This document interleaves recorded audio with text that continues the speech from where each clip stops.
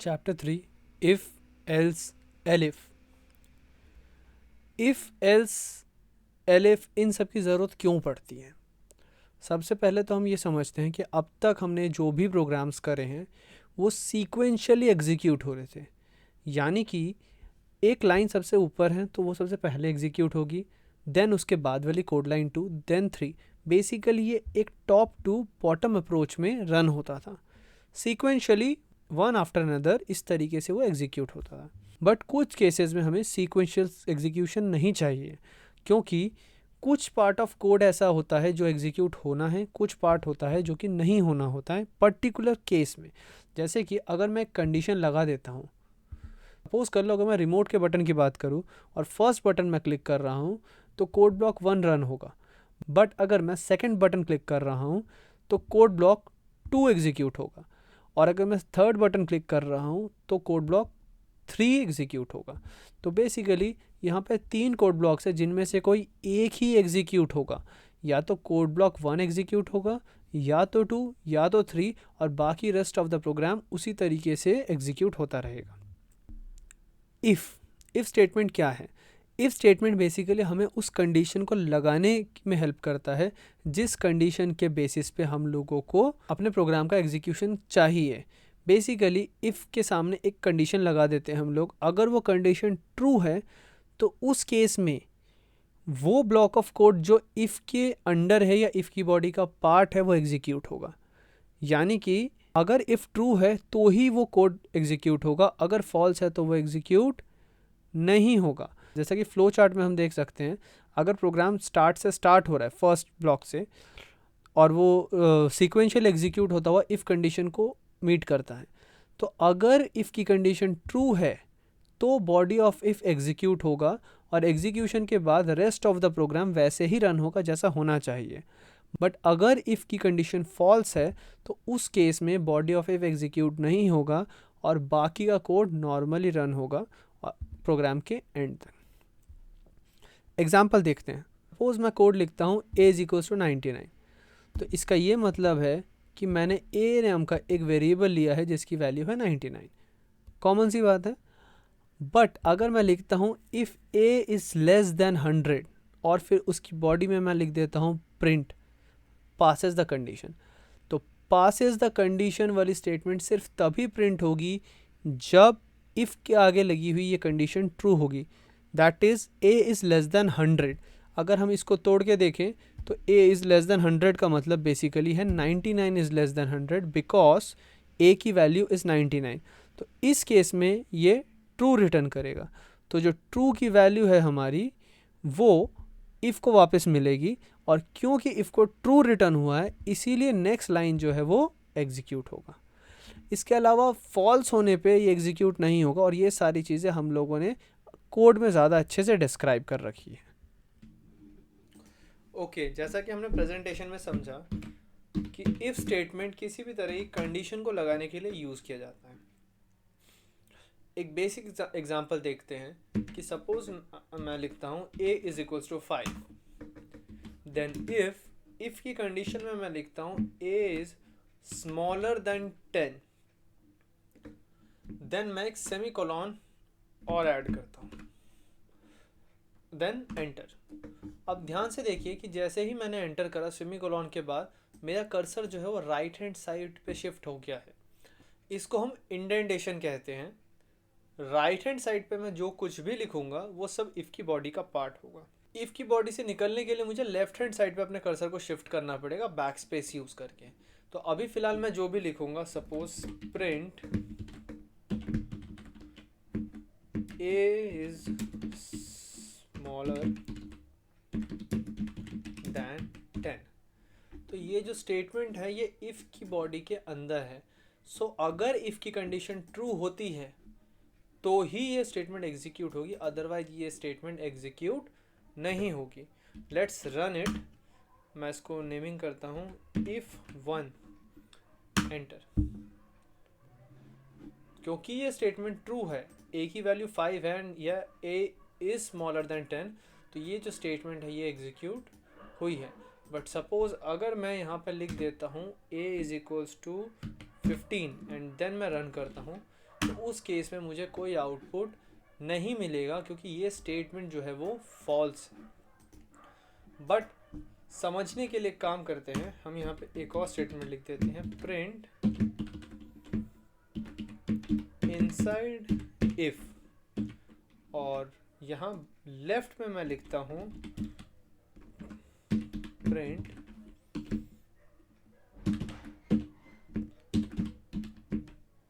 Outside if. इस case में अगर मैं इसको रन करता हूँ तो देखिए ये वाली स्टेटमेंट एग्जीक्यूट हो रही है, बिकॉज ये नॉर्मल प्रोग्राम का पार्ट है, ये इफ़ की बॉडी के अंदर नहीं है, ये हर कंडीशन में एग्जीक्यूट होगी। बट ये दोनों स्टेटमेंट्स जो हैं वो एग्जीक्यूट नहीं हुए हैं। बट अगर मैं इसको स्टेटमेंट को ट्रू कर देता हूँ, ए इज स्मॉलर देन 10 फिर से कर देते हैं और फिर रन करते हैं, तो देखिए ये जो तीनों स्टेटमेंट्स हैं वो रन हो रहे हैं बारी बारी, बिकॉज यहाँ पे इफ़ की कंडीशन ट्रू है, इसीलिए ये वाली स्टेटमेंट और ये वाली स्टेटमेंट सीक्वेंशियली एग्जीक्यूट हुई है। और उसके बाद ये स्टेटमेंट तो कंपलसरी एग्जीक्यूट होगी ही, बिकॉज ये इफ़ की बॉडी के बाहर है। एक और एग्जांपल देखते हैं, एज इक्वल्स टू इंट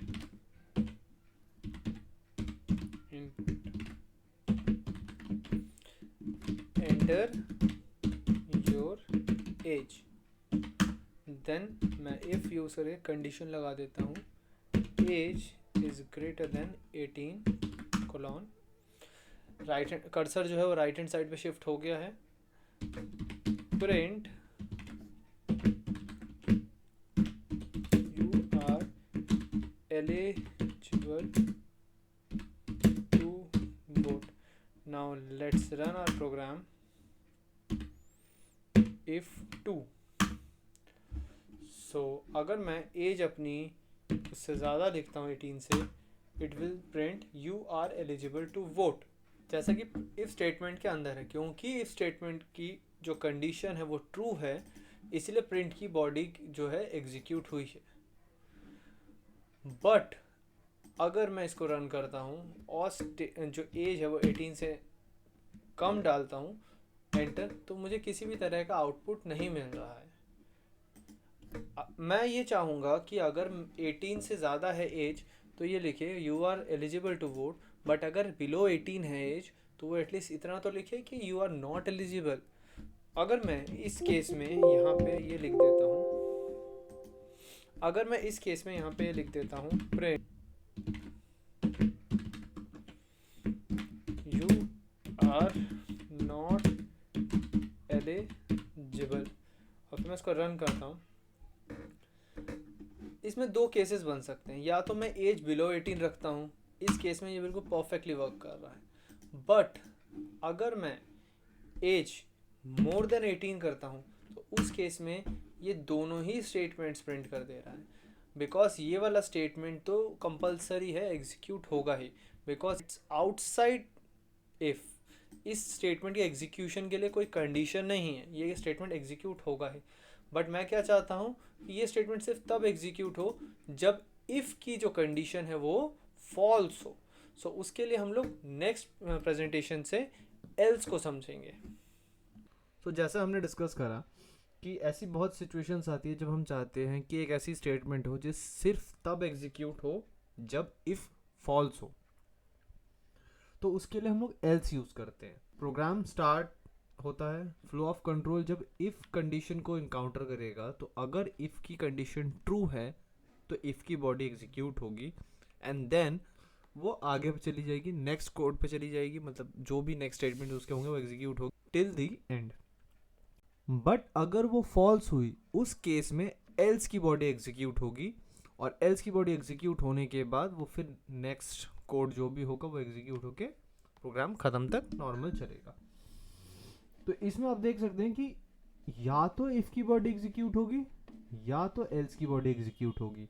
अगर इफ़ ट्रू है तो इफ़ एग्जीक्यूट होगा, अगर फॉल्स हुआ तो एल्स एग्जीक्यूट होगा। दोनों के दोनों एक ही टाइम पे एग्जीक्यूट नहीं हो सकते। इस चीज़ को हम कोड में और अच्छे से जानेंगे। ओके, आई होप आपको प्रेजेंटेशन समझ आया हो। स्टिल हम लोग अब कोड करके देखेंगे कि इसको कैसे यूज़ किया जाता है। Let's delete the statement. अब मैं यहाँ पे लिखता हूँ एल्स कोलॉन, अगेन एंटर, और यहाँ एल्स के साथ भी सेम सिचुएशन है। कर्सर जो है राइट हैंड साइड पे शिफ्ट हो रहा है बिकॉज इसके बाद एल्स की बॉडी स्टार्ट हो रही है, जहाँ पे हम लिख रहे हैं print you are not eligible. Now let's run it.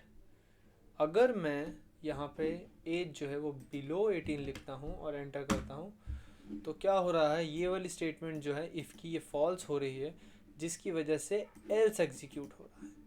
But अगर हम एज 18 से ज़्यादा डालते हैं और एंटर करते हैं तो उस केस में क्या हो रहा है, सिर्फ इफ़ की बॉडी एग्जीक्यूट हो रही है, एल्स की बॉडी एग्जीक्यूट नहीं हो रही है। आप देख सकते हैं प्रिंट जो इफ़ के अंदर है सिर्फ वही स्टेटमेंट प्रिंट हो रही है।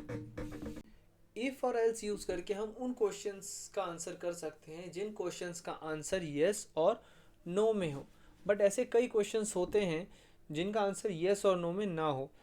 जैसे कि अगर मैं यहाँ पे अब एलिजिबिलिटी क्राइटेरिया देख रहा हूँ वोटिंग का, सो ईदर इट्स ट्रू और false, either you are above 18 और नॉट।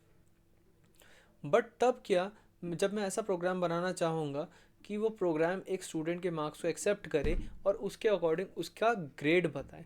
लाइक अगर अबव 90 है तो ए ग्रेड, अगर अबव 75 है तो बी ग्रेड, अगर अबव 60 है तो C grade and so on.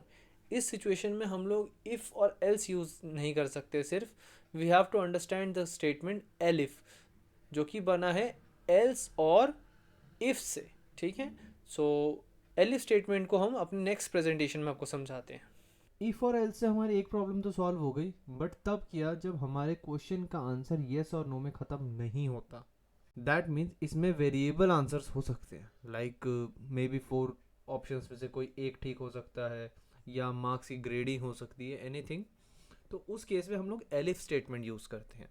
Elif statement basically else और इफ़ को मिलाकर बना है। दैट मीन्स इफ़ की कंडीशन अगर फॉल्स होती है सिर्फ तभी एलिफ की कंडीशन टेस्ट की जाएगी। जैसे यहाँ पे अगर प्रोग्राम स्टार्ट होता है और इफ़ एनकाउंटर होता है, अगर इफ़ ट्रू है तो इफ़ की बॉडी रन होगी, बट अगर इफ़ फॉल्स है सिर्फ तभी वो उसकी नीचे वाली एलिफ को चेक करेगा।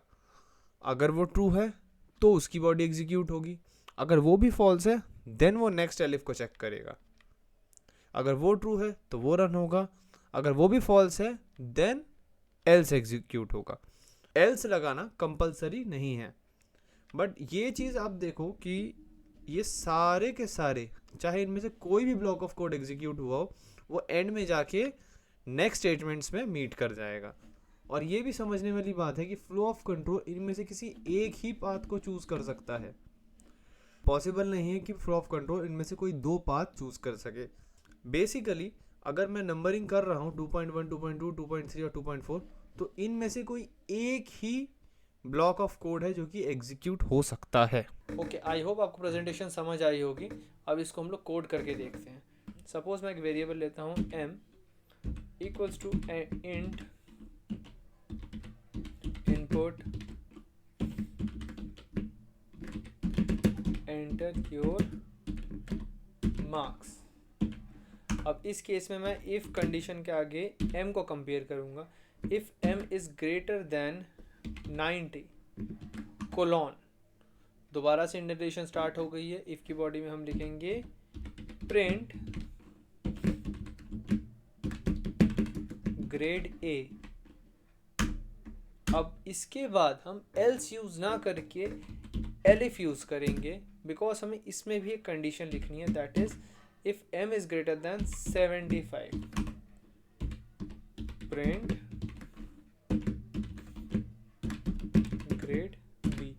अब ये देखिए इस एलिफ को के एग्जीक्यूशन की 2 कंडीशंस हैं। फर्स्ट, ऊपर वाला इफ जो है वो फॉल्स होना चाहिए, और सेकंड ये वाला एलिफ है इसकी कंडीशन जो है वो ट्रू होनी चाहिए। एल्स के टाइम पे ऐसा नहीं था। एल्स के टाइम पे अगर इफ फॉल्स है तो वो एग्जीक्यूट होगा। बस एलिफ के टाइम पे क्या हो रहा है, इफ को फॉल्स होना ज़रूरी है और एलिफ की कंडीशन का खुद भी ट्रू होना ज़रूरी है। देन हम एक और एलिफ ऐड कर देते हैं, m is greater than 60 print अब देखिए, अगर m जो है वो 90 से बड़ा होता है देन ग्रेड ए प्रिंट होगा, बट अगर ये फॉल्स हो जाता है और m लेस देन 90 होता है और ग्रेटर देन 75 होता है तो ग्रेड बी प्रिंट होगा। बेसिकली ये जो है ये रेंज दे रहा है हमें 76 से लेके 90 तक। ये जो हैशटैग यूज़ किया जा रहा है, ये स्टेटमेंट्स बेसिकली इनको हम कमेंट्स कहते हैं। घबराइए मत, इसको कंप्यूटर इग्नोर कर देगा, इनकी वजह से हमारे प्रोग्राम में कोई एरर नहीं आएगा। ये स्टेटमेंट्स हमारे रीड करने के लिए कंप्यूटर इसको इग्नोर कर देगा। अगर मैं m इज़ ग्रेटर देन 60 बोलूँ तो ये तब होगा जब m 75 से बड़ा नहीं होगा, बट m जो है वो 60 से बड़ा होगा, 61 से लेके 75 तक। एंड देन हम एक और कंडीशन डाल देते हैं, elif m is greater then 40 print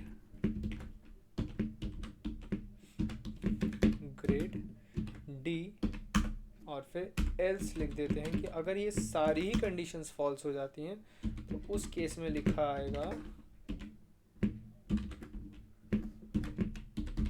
fail. Now let's run it. इसको हम नाम देते हैं if elif 1, enter.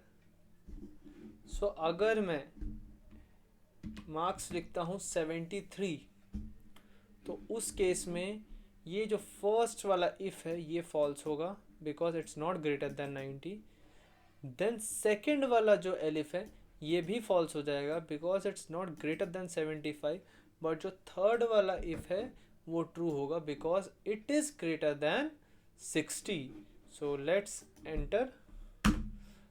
C print हो रहा है ग्रेड सी बिकॉज ये वाली जो स्टेटमेंट है ये एग्जीक्यूट हो रही है, और उसके बाद ये जो स्टेटमेंट्स हैं इनको भी कंप्यूटर इग्नोर कर देगा बिकॉज इन सब में से ये इफ़ और ये तीनों एलिफ और ये एल्स, इन पांचों में से सिर्फ कोई एक ही एग्जीक्यूट होगा।